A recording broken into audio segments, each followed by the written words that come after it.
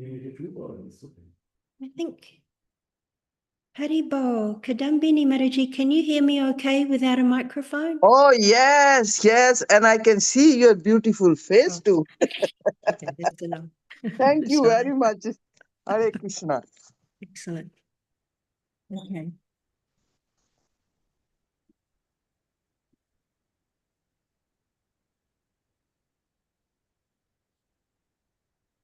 Cool. Okay. Stop it. Jaya Radha Madhava. Jaya Radha Madhava Kunja Bihari Gopijana Vallabha Girivardhari. Radha Madhava Kunj Bihari Gopi Jana Vallabha Girivardhari. Radha Madhava Kunja Bihari Gopijana Vallabha Girivardhari. Jaya Radha Madhava Kunj Bihari Gopi Jana Vallabha Girivardhari. Yashodanandana Vrajjana Ranjana Yamuna Tiravanachari. Yashodanandana Jamuna Tiravanachari. Yashodanandana Vrajjana Ranjana Yamuna Tiravanachari. Yashodanandana Ranjana Jamuna Tiravanachari. Jaya Radha Madhava Kunja Bihari Gopijana Vallabha Girivardhari. Jaya Radha Madhava Kunj Bihari Gopi Jana Vallabha Girivardhari. Yashodanandana Vrajjana Ranjana Yamuna Tiravanachari.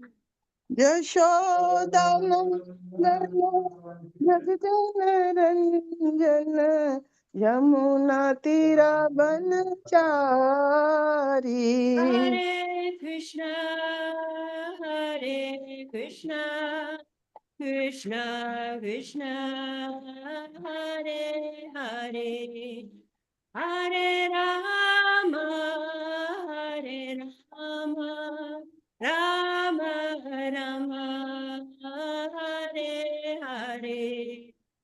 Hare Krishna, Hare Krishna, Krishna Krishna, Hare Hare, Hare Rama, Hare Rama, Rama Rama, Hare Hare. Hare Krishna, Hare Krishna, Krishna Krishna, Hare Hare, Hare Rama, Hare Rama, Rama Rama, Hare Hare.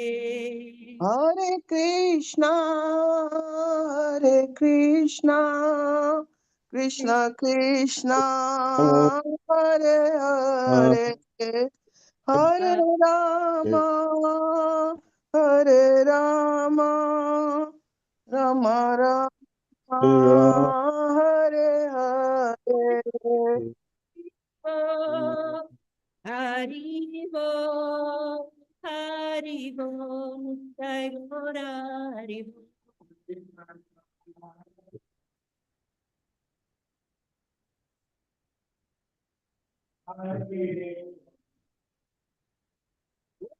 Jai Gora Hari Bo, Hari Bo,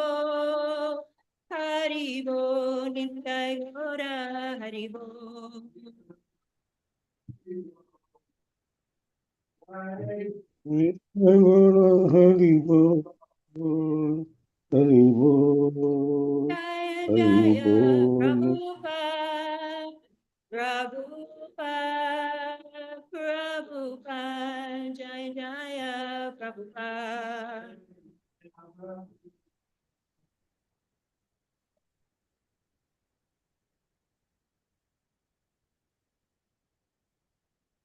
Jaya Jaya Gurudev, Gurudev, Gurudev, Jaya Jaya Gurudev. Jaya Jaya Gurudev, Gurudev, Gurudev, Jaya Jaya Gurudev. Go to Premanande, Hari Hari. Hari Hari Bol. All glories to Śrīmad-Bhāgavatam ki. Jai. All glories to Srila Prabhupada ki. Jai. Om Namo Bhagavate Bhagavate Vasudevaya. Om Namo Om Devaya. Om Namo Bhagavate Vasudevaya. Om Namo Bhagavate Vasudevaya. Om Namo Bhagavate Vasudevaya. Om Namo Bhagavate Vasudevaya. Welcome everyone. We're reading today from Śrīmad-Bhāgavatam, Canto 5, which is called The Creative Impetus. Chapter 5, Lord Rishabh Dev's teachings to his sons, and today's text, verse number 14. So we'll recite. Karma sayam hridaya anaharam. Sorry. What? That's it. Karma sayam hridaya granthi bandham. Karmasham Hridaya hridaya Granthi granthi Bandham. bandham Avidyaya saritam apramata. Vidyaya Vidyaya Saditam saditam Apramataha. apramataha Anena yogena yato padesham. Anena Anena Yogena yogena Upadesham. yatopadesham Samyak vayopo yo paramita yogat. Samyak Vyapo vyopohatormate yoga Karma sayam hridaya granthi bandham. Karmasham Karmashayam hridaya Hridayagranthi granthi bandham Bandham. Avidyaya saritam apramata. Avidya Avidyaya saditam apramataha Anena yogena yoto padesham. Anena Anena yogena yatopadesham Samyak vyapohyo paramita yogat. Samyak Samyak Vyapokya vyopohayo Aparameta Yoga. parmeta yoga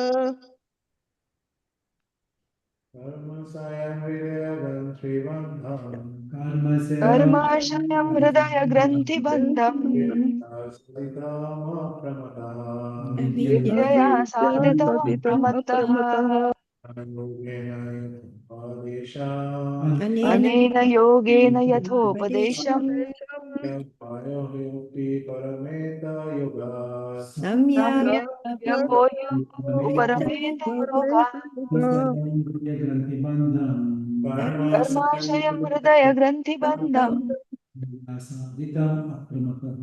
avidya. Vidyaya Saditam Apramataha. apramataha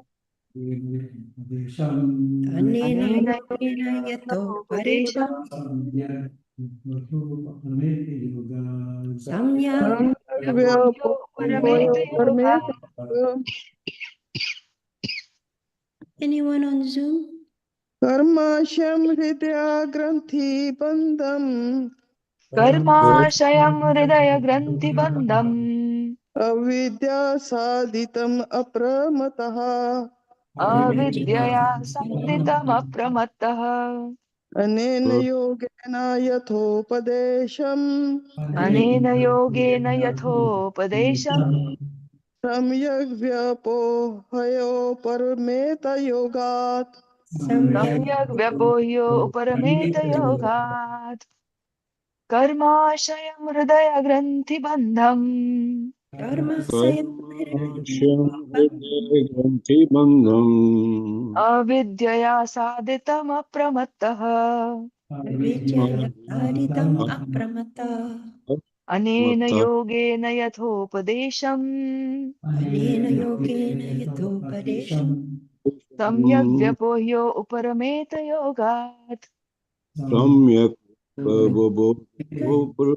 Yogata.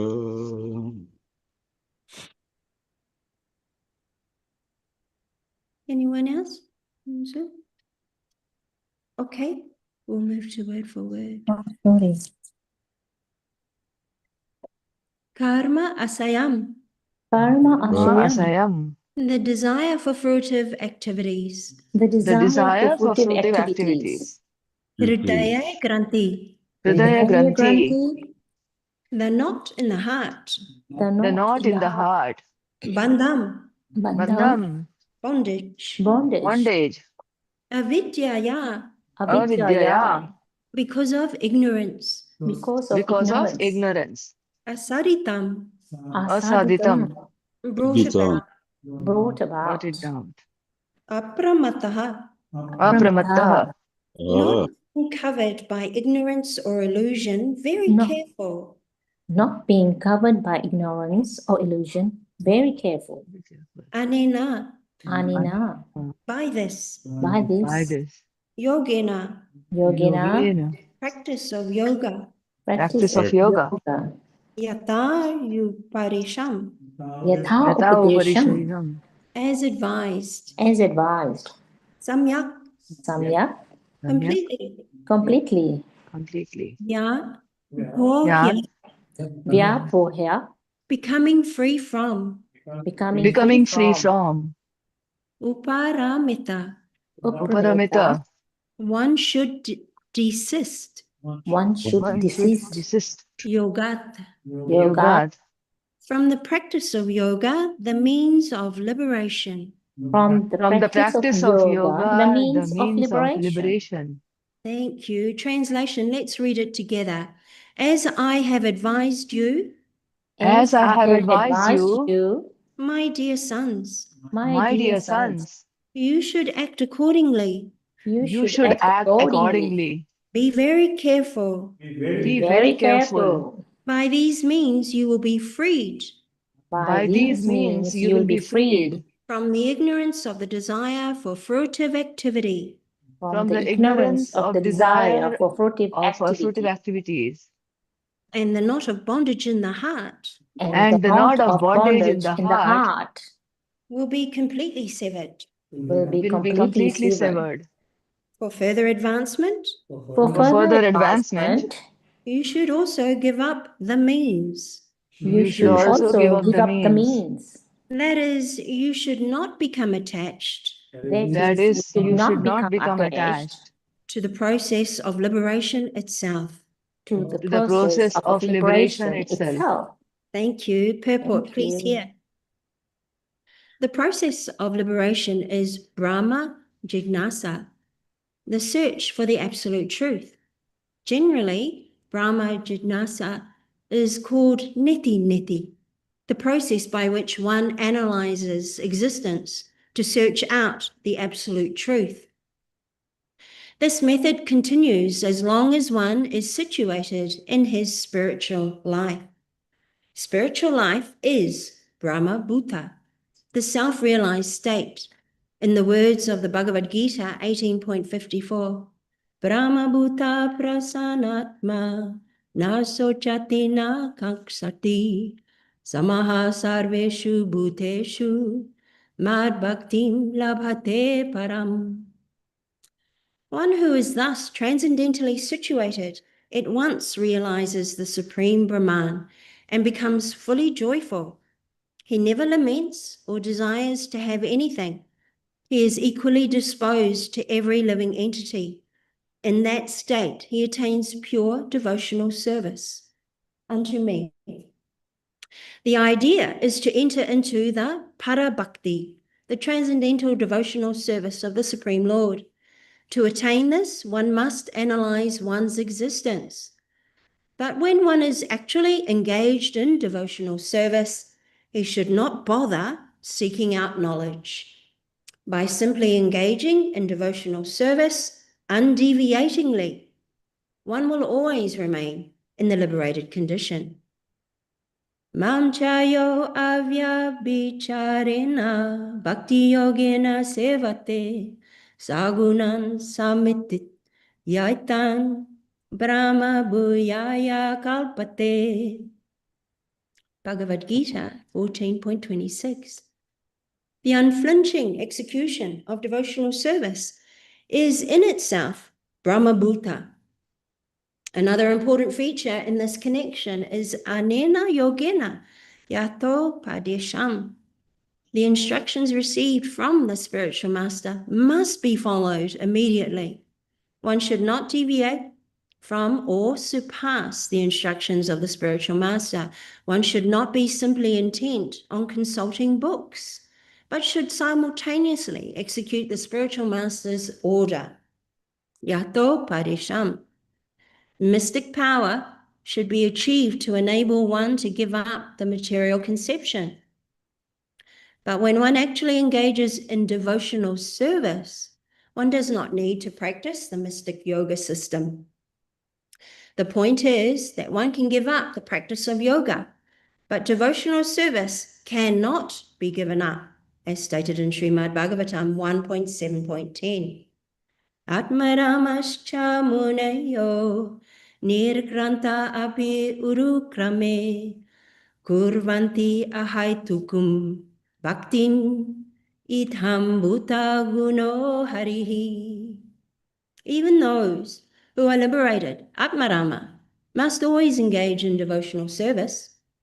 One may give up the practice of yoga when one is self-realized, but at no stage can one give up devotional service.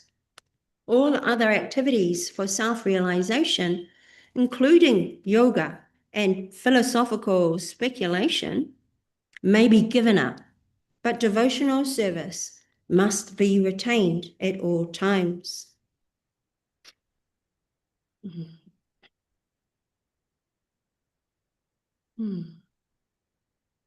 Naranam maskritya naram chaiva narottam devem sarasvatim vyasam tato jayamudiraye nashtaprayeshu bhadreshu nityam bhagavata sevaya bhagavati uttama shloke bhaktir bhavati nashtaki. Om Jnana Timirandasya Jnana Jana Salakaya Chakshulunmilitam Yena Tasmai Shri Guruve Namaha. Nama Om Vishnu Padaya Krishna Prastaya Bhutale Srimati Bhaktivedanta Swami Niti Namine. Namaste Saraswati Deve Gauravani Pracharine Nivishesha Shunyavadi Pashyata Desatarine. Jai Shri Krishna Chaitanya Prabhu Nityananda Shri Advaita Gadadha Shri Vasari Gaura Bhakta Vrinda. Hare Krishna Krishna Krishna Hare Hare Hare Rama Rama Rama Hare Hare. So welcome everyone, welcome to class. And in this part of Bhagavatam, gosh, it's such a lovely part actually, this pastime of King Rishabdev. And what have we been learning? Gosh, we've been having some amazing classes lately, really packed with so much bhakti, so much philosophical knowledge actually contained. And even just yesterday, I'm racing ahead of myself. I've gone ahead of myself here. Let me just slow down a little bit because I need notes. So excuse me. Welcome everyone to class. And thank you all for your attendance. Thank you for the devotees here in the temple room and also for tuning in at home via Zoom. Thank you very much. I'm very grateful for this opportunity to glorify Śrīmad-Bhāgavatam. So therefore I ask for your blessings, your very kind blessings. And also I ask for your forgiveness if I make any mistakes or offenses in my recitation of Śrīmad-Bhāgavatam today. So yes, today's class, this verse number 14, continuing on with King Rishabhdev, who is very much an incarnation of Lord Vishnu, who came to bless King Rishabhdev's parents with a son, as we know. And of course, now he is ruling, and he has 100 sons, and so many of them will be brahmanas, extremely pious, Brahminical leaders. And of course, the one main son, Bharata, he'll go on to lead planet Earth.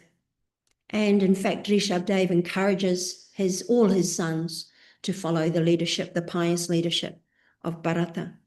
But anyway, today we've come to this verse, which seems to be very much focused on devotional service, and how it is devotional service is by far the better yoga, better than jnana yoga, karma yoga, and in today's verse also clearly better than mystic yoga, all the yogas. No matter what your process or method of seeking out the absolute truth, today we learn it is devotional service, first and foremost.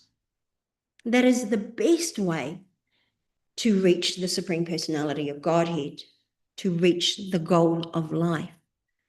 So it's really nice.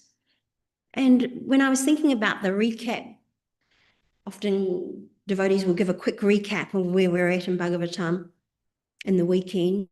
And I went to think about reading a whole lot of stuff, but I won't.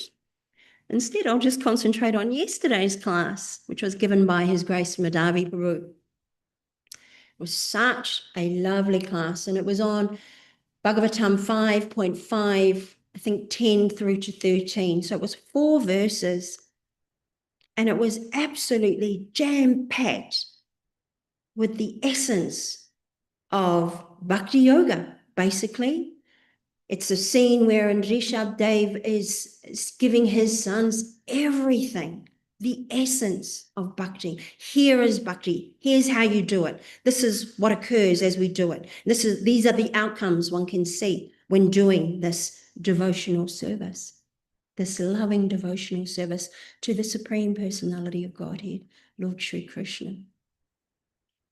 So very nice. Let me recap a little bit from yesterday's class. With these 4 verses. And Mataji Prabhu made this really nice point that the king, he's very nicely giving the complete treatment for today's disease, basically summarizing the Śrīmad-Bhāgavatam in essence and covering so many topics, including, this was just yesterday, human life is not for sense gratification, it is for tapasya and for the sacrifices made for the Supreme. Good devotee association is everything for us. It helps us to attain our final destination. Our material attachment begins with the misidentification with this material body. Our uncontrolled mind, it's actually our greatest enemy. And he spoke of one must be able to deliver one's children, spouse, family members, like that, if one wants to take up bhakti. Our attachment begins with this idea of the male and female attraction. It's so tight and strong. It's always there. And he also mentioned, thankfully, very mercifully, that these knots within our heart, these anatas that keep us bound here, we actually weaken them and we loosen them. And eventually we can actually cut them through this practice of devotional service. This is how we can weaken these knots and leave this place. So he explained also that taking a guru is key to our bhakti. We simply must inquire from a spiritual master sincerely and develop that relationship. Inquire from them submissively, he said, because this is the process for spiritual progress. Very nice, very simple. These are not new messages we hear every time we come to class. In fact, they're repeated. They're very repeatable themes that we hear throughout Bhagavatam. And now with King Rishabhdev, he's actually summarizing it all. No need to read the whole of Bhagavatam if you can't. Maybe just read yesterday's verse and today's verse. That should be suffice. If you take to that fully, if you understand what King Rishabhdev is giving to his sons, then yesterday's class, today's class, it's enough. It's enough to take up bhakti, to make your life perfect. Why? Because we're being taught devotional service is the yoga for perfection, for perfecting the goal of our lives. So this is really nice, so simple, so very simple, really. But somehow we try to complicate it. So yes, from yesterday's class, it was a lovely class. Culminating in this idea, yes, take up bhakti, take to a spiritual master, very key and points to bhakti yoga. And coming now to today's shloka and purport, to recap today's translation. As I have advised you, my dear sons, you should not act accordingly. You should act accordingly. Be very careful. By these means, you will be freed from the ignorance of the desire for fruitive activity, and the knot of bondage in the heart will be completely severed. For further advancement, you should also give up the means. That is, you should not become attached to the process of liberation itself. And to paraphrase this verse, King Rishabhdev advises his many sons, now I've told you what's what. Please now act as such. And be aware that this process will liberate you from your karma kanda, and it will relieve you of your anathas in the heart.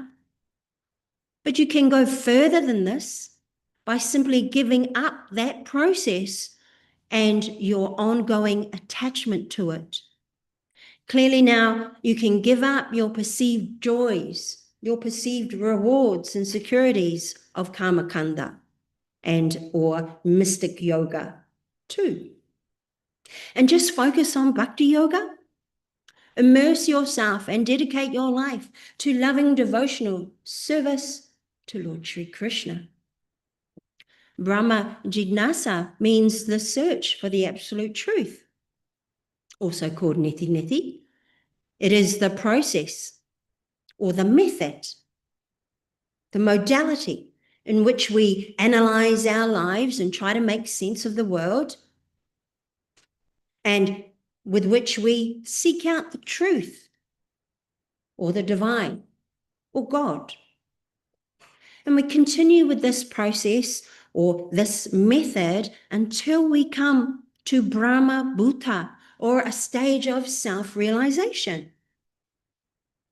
And Bhagavad Gita states and confirms this. One who is self-realized has realized the Supreme Brahman and is blissful. He no longer desires useless material things, becoming equipoised toward everyone. Just like this, he is blessed with the pure devotional service unto Lord Sri Krishna. See, we want to reach this parabhakti, transcendental loving devotional service to the Supreme Personality of God. And to get there, we must analyze our own lives, our culture, our belief system, analyze our very existence, then once we finally are engaged in this transcendental bhakti yoga, there's no need to keep searching out for further knowledge. No. We simply stay engaged in bhakti yoga without deviation, and this way remain in a liberated state. Our fearless and determined practice of bhakti is in itself Brahmabhuta, or it's a self-realized condition. Also this anena yogena yato padesham, the orders given by the guru, or the instructions we receive from the spiritual master, must be followed without deviation, without distraction, and without trying to surpass them. We don't go one better than our guru. Yeah? We are not arrogant like that. We accept with full humility the instructions from our Shiksha Guru, Diksha Guru, Srila Prabhupada, like that. And in this way, the hope is, the genuine prayer is that we can stay in service. So yes, once we realize that bhakti yoga is where it's at, we can give up these other modalities, these other yogas, and they're not necessary to reach God, but we can never, ever give up our bhakti yoga or our loving devotional service to the Lord. This should never be stopped. For the liberated, Atmarama, even they must always be engaged in devotional service. Give up the practice of yoga or other yogas when one is self-realized. But never, never ever bhakti. So that's what's being stressed today. And clearly, in this picture, in this snapshot of Bhagavatam, and King Rishabhdev beautifully, lovingly teaching his sons that it is devotional service, that it is by far the best process, the better process to attain the goal of life. And Bhakti yoga is better, as I say, better than karma yoga. That's being explained, or this karma kanda, and jnana, but especially so mystic yoga in today's verse as well. And therefore, any other process or method can be stopped. And when I think of karma kanda in my own life, and these fruitive activities, I can think of my own experience within my Christian family, and more specifically within my Catholicism, very strong Catholic upbringing I had. And I remember our prayers, our daily prayers, asking for our daily bread.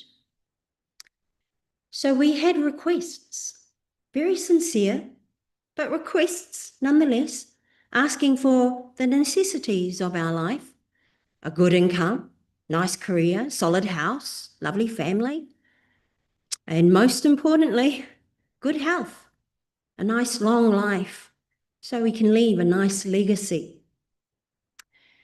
So like that was a big part of my upbringing and within my extended family. I was born into a multiple generations of Catholics, would be a nice way to put it. And so like that, Christians, Hindus and Muslims, etc., whether we're from the Pacific Islands, as I am, India, Fiji, wherever, like this, people of all cultures and of all religions, can pray to God for this thing and for that thing, for this help, that help. When we want help with this desire or with that comfort, I won't ask for too much. Just what is rightfully mine, right?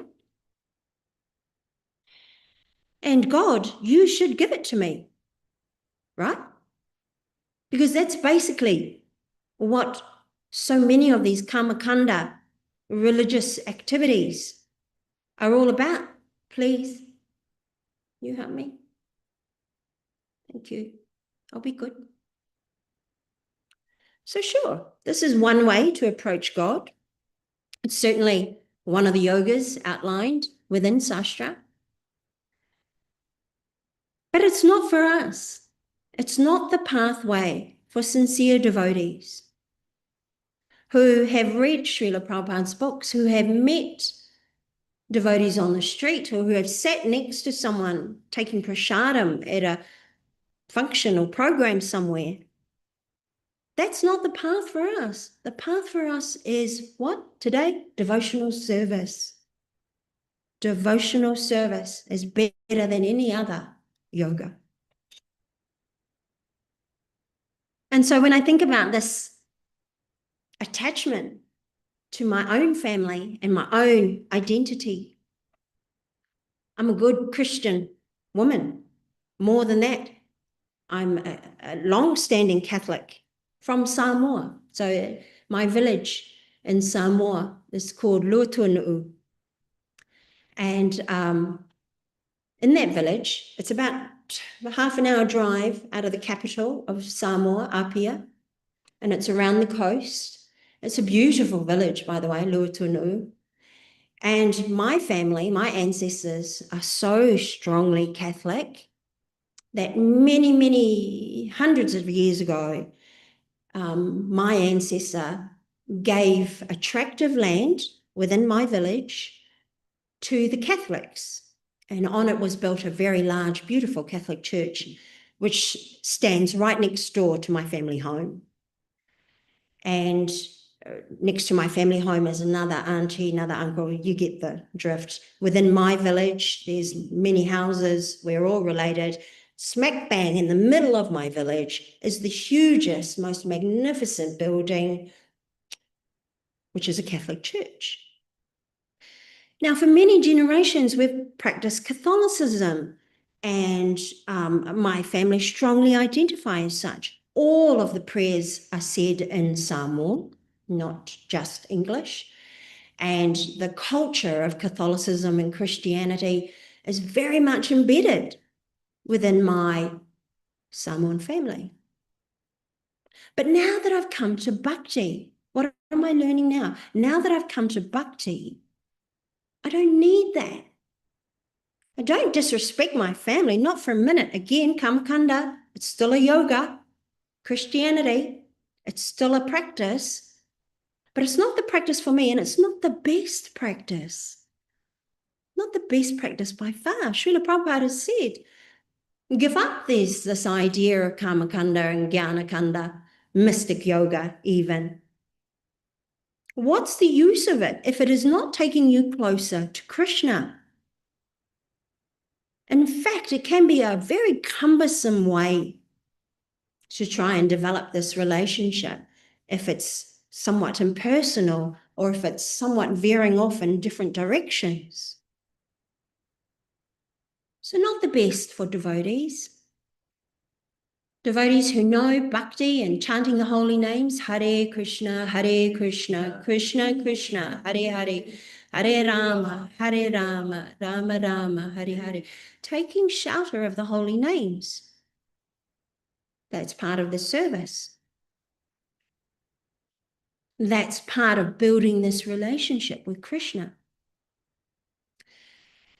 But anyway, these are very strong markers that we have, that we've all been brought up with, be it Hindu, be it Christian, be it Muslim, be it Fijian, Samoa, Indian, whatever. These markers are very strong within us and we identify with them. It's not easy. My goodness, no, it is not easy to dismiss these other things that we've so strongly identified ourselves with. And in fact, that's how we find value. You know, I can't go to a Samon function and not participate in prayer. That happens all the time. And I can do that. Yes, I can. But I can also maintain my true impetus and practice of bhakti yoga. So what I'm saying is we're not disrespectful of our Hindu family members or our Christian family members, not at all. And if we can, if we're afforded the opportunity to show them a little bit of devotional service and what that looks like and how much it pleases ourselves, then all the better. Please do so.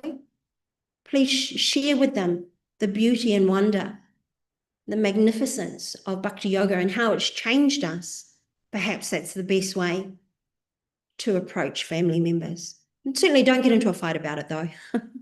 I won't. I will never fight with my father or my brother, both hugely staunch Catholic men and guides still to this day in my life. But I can appreciate the differences and I can value bhakti yoga in my life as being the predominant methodology that I will use to attain perfection. And so, oh, I've got a little bit of cramp, excuse me. Yes, these strong attachments, misidentifications with the body, with family, with culture. But really, devotional service, if we're really honest about it, devotional service provides all of that for us and more. We have our spiritual family. Here in the temple, there are 10 people, 10 of us all together. And online at home, there's so many devotees. Actually, it's pretty thin on the ground today because of Rath Yatra at the farm in New South Wales. I think there's a couple of programs on today. So devotees are busily engaged in loving devotional service all over the place, which is wonderful. Sorry. Absolutely wonderful. So yes, it's this idea of devotional service, and it's very personal. We all come from these different backgrounds, but once we've arrived through the mercy of the devotees, somehow miraculously, someone's popped a book into our hand.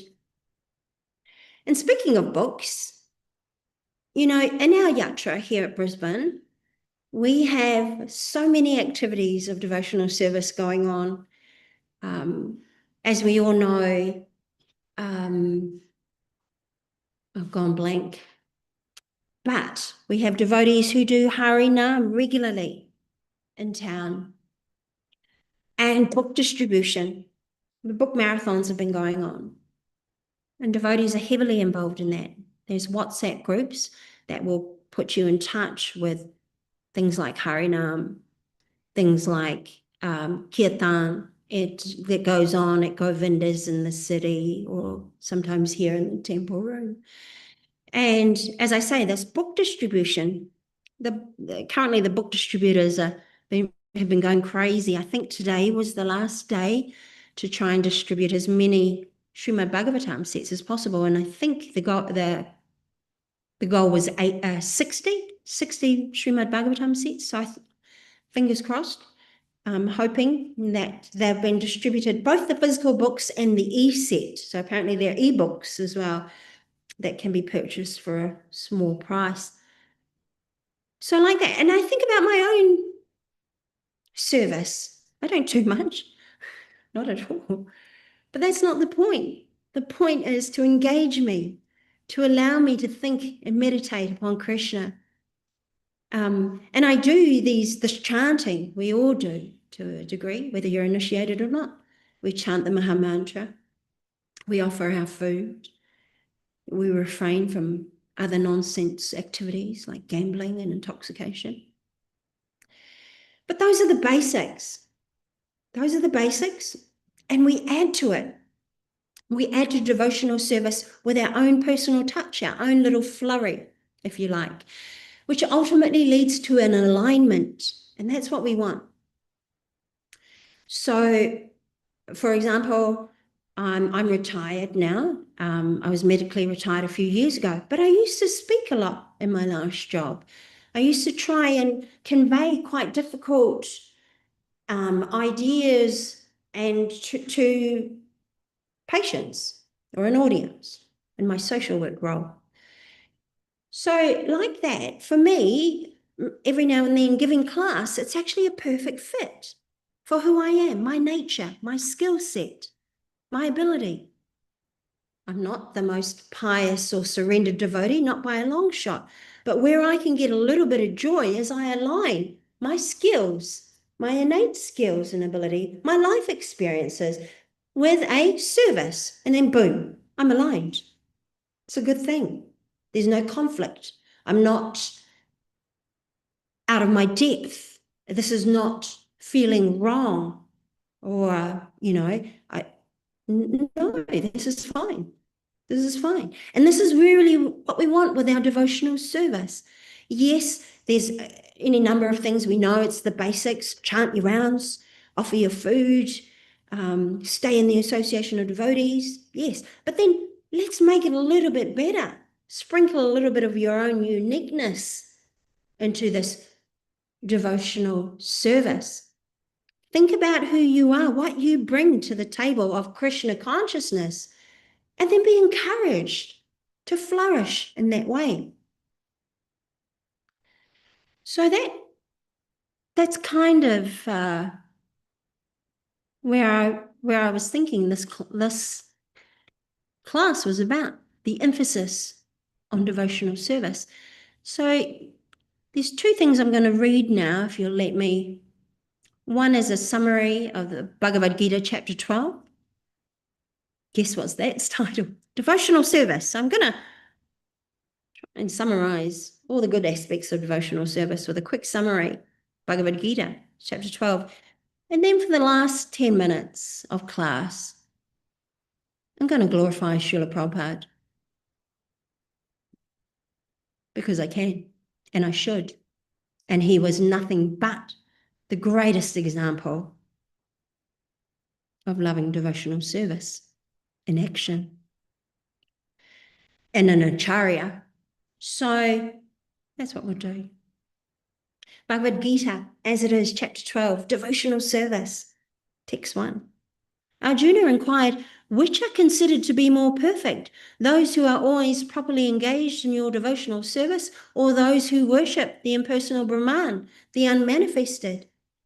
The Supreme Personality of Godhead said, those who fix their minds on my personal form are always engaged in worshipping me with great and transcendental faith, are considered by me to be most perfect.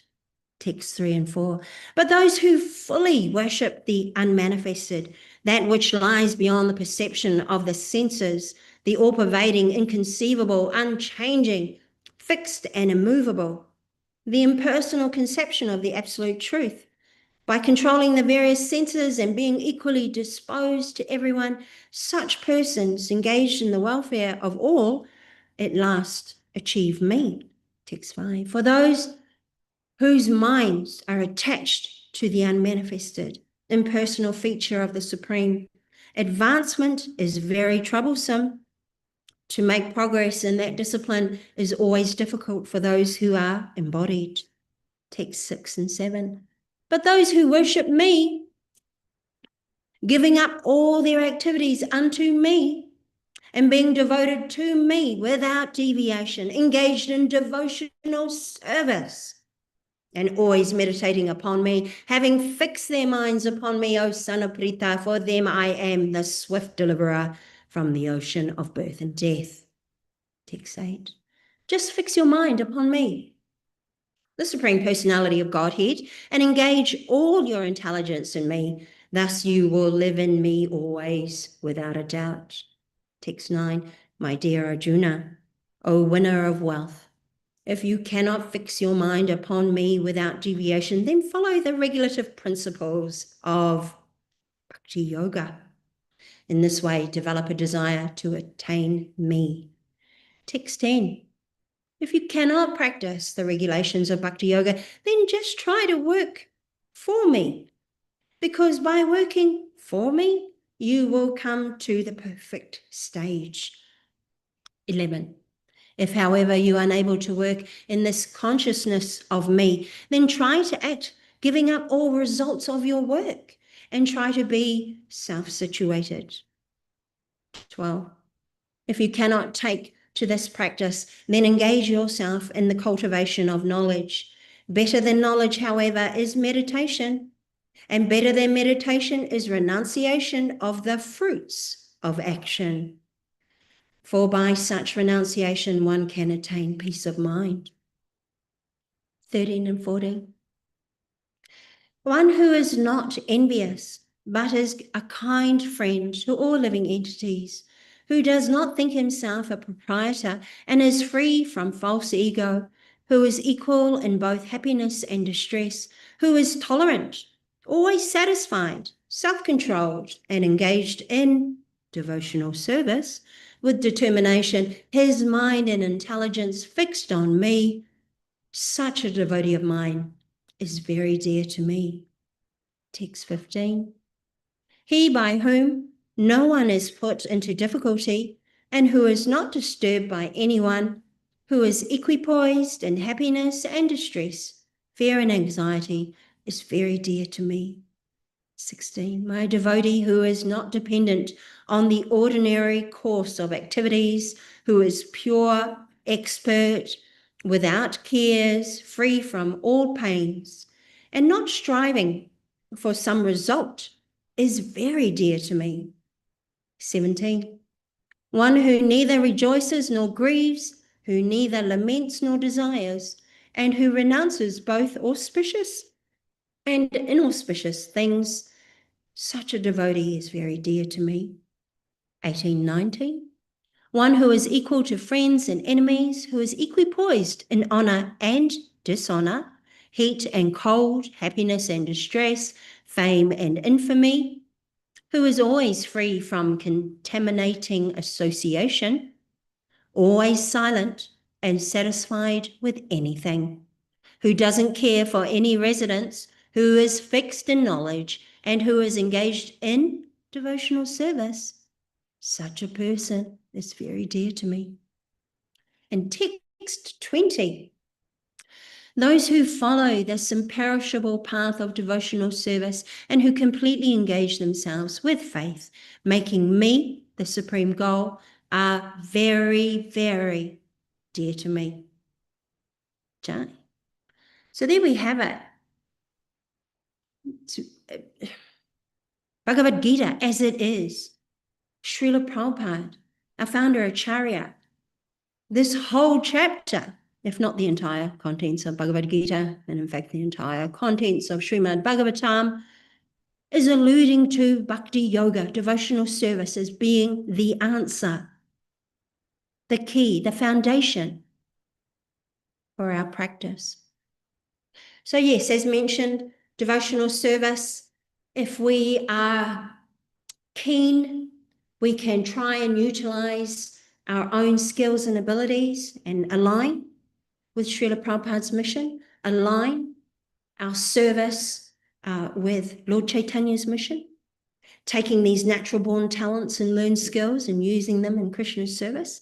That's the easiest, most authentic way to practice nicely devotional service. But as I say, we've got so many services throughout our yatra, throughout our temple.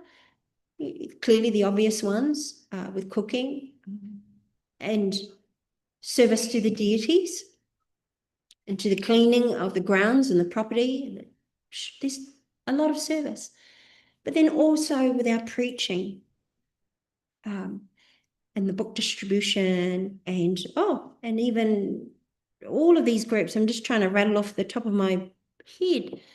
You know, we've got the Mangalari group who regularly posts pictures when they attend Mangalari. It's such a lovely service. Not all of us can get here at 4 a.m. I can't. That means I'd be on the road at 3 a.m. That's not going to happen. I might as well stay up all night. So some aspects are very difficult for some devotees to perform that service, but we appreciate it when other devotees can pick up the slack, if you like. So yes, get amongst it. Get amongst this devotional service. It's there. So much of it is there. And let me end now today's class with 60 years of ISKCON being celebrated today or yesterday or even another day, depending on where you are in the world. Mayapur, I think, celebrated yesterday or the day before. But let me read now Prabhupada's life journey of sacrifice in service to Krishna. And this is from our Vanipedia website. Yeah, it's about 10 minutes. Thank you. The life of Srila Prabhupada is the ultimate example of simple living and high thinking. While the world sees an elderly gentleman who travelled the globe, his disciples see a pure devotee whose every breath was an offering to Krishna. Srila Prabhupada did not hide his life from us. He shared his history as a businessman, a father, and a student to show us that Krishna consciousness is accessible to everyone. He risked his life on the high seas and in the lonely streets of New York, proving that the order of the spiritual master is more important than physical safety. His life continues today in every book we distribute and every Hare Krishna we chant. Early beginnings and family life. Srila Prabhupada often reflected on his youth and his time as a householder. He was raised by a father who wanted him to be a devotee of Radharani, and even during his student days and his time in business, he remained a spotless character. He eventually realized that his family life was a temporary stage, and he retired to Vrindavana to prepare for his greatest work. Srila Prabhupada says, I was married during my student life in 1918 with Radharani Devi. From my life, I experienced. When I was a very little child, 6 or 7 years old, I was very much fond of Krishna, and I got the opportunity of these two things. Although my father was not a rich man, but he was a pure Vaishnava. In 1954, I retired from my family life and began to live alone in Mathura, Vrindavan. I think I have spoken about my own life. You know that I was a married man, so after being married, I did not like my wife, and he laughed. Somehow or other, I did not like. The order of the spiritual master. The turning point in Srila Prabhupada's life was meeting his Guru Maharaj, Srila Bhaktisiddhanta Saraswati Thakur. This single interaction defined the rest of his years. He took the order to preach in the English language as his life and soul, even if it meant being pulled out from his comfortable marital situation. His comfortable material situation. Srila Prabhupada says, my Guru Maharaj pulled me out from this material life. I have not lost anything. He was so kind upon me. I have gained. I left 3 children. I have got now 300 children. So I am not loser. Follow the instruction. Then you are secure anywhere. It doesn't matter. Just like I told you that I saw my Guru Maharaj not more than 10 days in my life. But I followed his instruction. I was a grihasta. I never lived with the mat in the temple. My life is simple. I was a householder. I have still my wife, my children, my grandsons. My Guru Maharaj ordered me, go and preach this cult in the Western countries. So I left everything on the order of my Guru Maharaj, and I am trying to execute the order.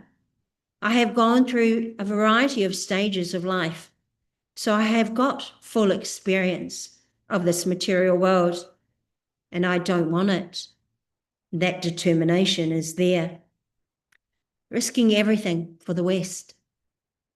At the age of 70, when most people seek rest, Srila Prabhupada began his adventure. He survived heart attacks on the Jaladuta and arrived in New York with no money or friends. He often thanked his disciples' prayers for saving his life. during these critical stages, noting that their cooperation was his very sustenance. Srila Prabhupada says, beginning from today down, Wednesday, 25 August 1965, Srila Prabhupada's heart attack on board the Jaladuta. Tuesday, 31 August 1965, passed over a great crisis on the struggle for life and death. A separate statement has to be written on this crisis area. I came to this foreign country without any acquaintance. So Krishna has sent so many fathers to love me. In that way, I am fortunate. At the last stage, if I live very peacefully, that is a great mercy of Krishna. New York, which is the most important city in the world, and if I am able to do anything for Krishna and my spiritual master, even I am at the fag end of my life, at least let me try for it there. My dear boys and girls, I am so much obliged to you for your prayers to Krishna to save my life. Due to your sincere and ardent prayers, Krishna has saved my life. I was to die on Tuesday, certainly, but because you prayed sincerely, I am saved. Books and preaching as his life force. Srila Prabhupada taught us that work is our life. He found no joy in idle retirement. Instead, he felt his life increase by 100 years every time a new book was published. He considered the printing press and the distribution of transcendental literature to be his life and soul. Srila Prabhupada says, preaching is our life, but in order to preach, one must become firmly fixed in the spiritual practices. Otherwise, his words will not act. It is the duty of every initiated disciple to try and please the spiritual master. I was very happy to receive the new edition of Bhagavad Gita. The makeup is very nice. Every time I see a new publication of my books, it gives me so much enthusiasm that my life is increased by 100 years. My primary duty is to publish the Śrīmad-Bhāgavatam and finish it in my life. But preaching in the Western countries is also my duty, as it was ordered by my spiritual master. I do not aspire to any more efficiency in printing, but simply the printing must go on regularly. Offer my blessings to all the workers of ISKCON Press, because that is my life. Living forever in his instructions. As Srila Prabhupada approached the end of his physical presence, he gave us the most reassuring secret. He is not going to die. He explained that one who does service to the Lord lives forever through their kirti, their fame, achievements. He requested us to continue his mission and promised to live in his Vani eternally. Srila Prabhupada says, 108 centers during my lifetime. That is my special request. It doesn't matter if I leave this body. Even in death, I'll live. 1 year before or 1 year after. Now, as far as possible, I have trained you. Try to follow the principles and go ahead. Don't be set back by Maya's tricks. Go ahead, go forward at any cost. So I'm not going to die. Kirtir yasyasa jivati. One who has done something substantial, he lives forever. He doesn't die. Whether I am present or not present, it doesn't matter. As Krishna is living eternally, similarly living beings also live eternally. But kirtir yasyasa jivati. One who has done service to the Lord lives forever. Conclusion. Srila Prabhupada's life was a grand symphony of devotion, played out on the stage of the 20th century. He showed us that simple life and high thinking is not just a slogan, but a viable way to escape the cycle of birth and death. By studying his life, we see that no obstacle is too great when one is surrendered to Krishna. Srila Prabhupada's life did not end in 1977, it expanded. Today he lives in his 108 plus centers throughout the world. He lives in the hearts of his thousands of disciples and in the life-giving ambrosia of his spiritual books. If we want to truly honor Srila Prabhupada's life, we simply need to follow his instructions and help him continue his mission of reclaiming the fallen souls. So I'll end there. Thank you all very much. If there are any questions or comments, please go ahead and open your mic. Ask away. Thank you. Hare Krishna.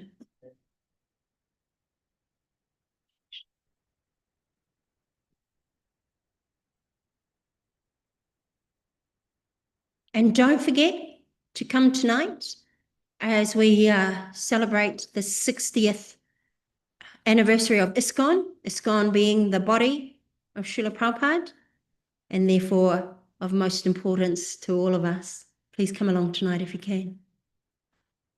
Thank you, everyone. So we'll end there. All glories to Śrīmad-Bhāgavatam ki. Jai. All glories to Srila Prabhupada ki. Jai. Hari Hari Bol. Hare Krishna. Mataji, Jamuna Hare Devi Krishna, Dasi Mataji. ki Jai. Jai. Hare Krishna. Hare Krishna. Thank you, Mataji. Good day. Hare Krishna. Hare Krishna. Beautiful class. Very nice. Hare Krishna. Hare Krishna. Thank you, Mataji. Hare Krishna. Hari Bol.